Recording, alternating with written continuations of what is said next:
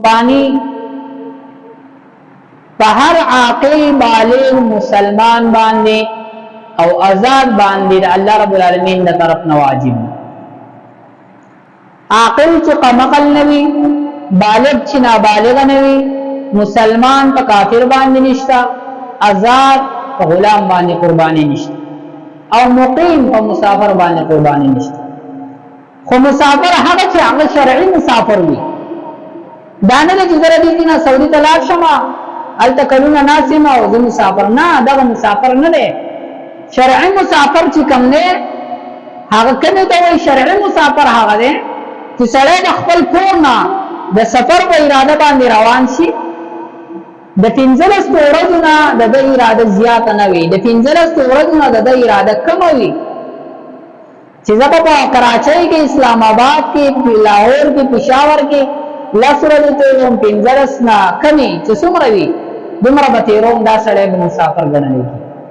د هغې مقدار چې کوم دی 78 کیلومتر لار، 78 کیلومتر په فاصله باندې دی د خپل ځای نه ځي، دا به مسافر ګڼل کېږي. اوس د 15 ورځو نه دا وخت سیوا دی، میاشت تېروي، کال تېروي، 2 میاشتې تېروي، دی مسافر نشي ګڼل. یا یو کس داسې دی چې هغه دلته په پاکستان کې خدا کور دی، سعودي ته ځي یا اسلام آباد ته خپل کاروبار دپاره ځي، د دې ځینه خپل څه نه څه جامې، صندوق مندق وغیره هغه وړي دي، نو د ده نه هغه ځای چې کوم دی هغه اوس د ده لپاره ځای د اقامت دی.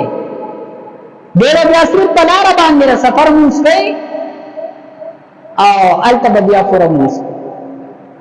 نو کوم چې شرعي مقدار دی هغه مسافر ته مراد دی، په مسافر باندې قربانی هغه لازم دی.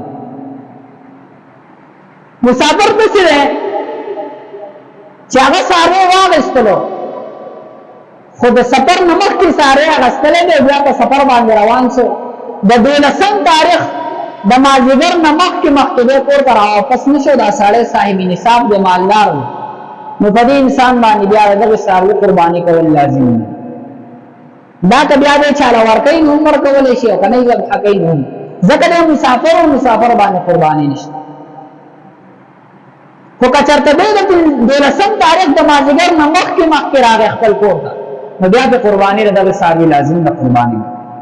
زمونږ پښتنو کې دا رواج دی چې مونږ صرف قرباني د اختر د ورځې سره چې دی هغه متعین کړې ده چې صرف د اختر په ورځ باندې د قرباني کوي، د اختر نه علاوه په بله ورځ قرباني نشته. نه، د اختر د قربانۍ دپاره 3 ورځې دي، 10مه، 11مه، 12مه د نور د پرېوتو نه مخکې د پټۍ، دا د قربانۍ ورځې دي.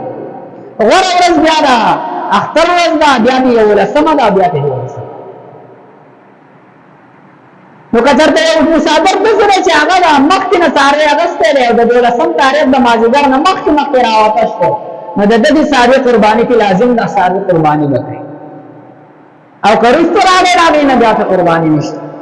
خو که چېرته یو سړی داسې دی چې مسافر دی او سفر باندې روان دی، د سفر نه مخکې ده، ځان له چې کوم دی نو هغه څاروی اخیستی دی او دا سړی دی غریب او صاحب نصاب نه دی، اوس چې کله دی راغی نو خیر دی که د 12 تاریخ نه وروسته راواپس شو، د ده کې څاروي قرباني پې لازم ده. اوس په داسې وخت چې هلکه په مالدار باندې نشته دی او غریب پکې راغی. ولې غریب پکې ځکه راغی چې په غریب باندې قرباني د الله له طرف نه لازم نه وه، ده په ځان باندې په خپله لازم کړله، نو چې په خپله لازم کړه نو دا د نظر په حکم کې راغله او نظر پوره کول دا لازم او واجب. د دې وجې نه غریب سړی به بیا د سفر نه وروسته د څاروي قرباني کوي، دی به پاتې کوي.